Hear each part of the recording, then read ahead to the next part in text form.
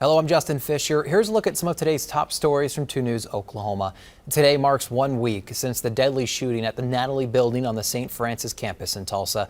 After arriving on scene minutes after the 911 call started, police rushed into the building, found the shooter dead, several others who had been killed. That includes doctors Preston Phillips and Stephanie Houston, and as well as Amanda Glenn, a receptionist, and William Love, a patient.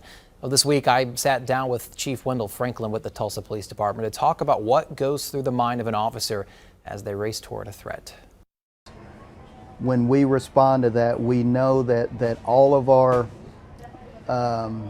safeguards that we would normally have to ourselves, we have to throw those out of the window and respond to with the intent to engage. It is going to, in our minds, it's going to be a violent engagement. It is going to be it is going to be a bad day to be a police officer, and luckily we didn't have to engage them. But that is the mindset of every officer that entered that building.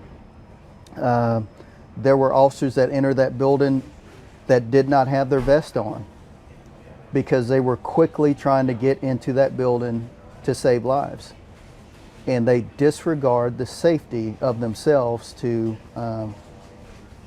engage that person or to change that person's behavior to save lives. And the chief tells me there's probably not a person on his department that did not have some kind of affiliation with one of the victims. He says it's a reminder to understand just how precious life really is. All right, let's get over to meteorologist Brandon Woolley for a look at your Wednesday forecast. Hey, Brandon.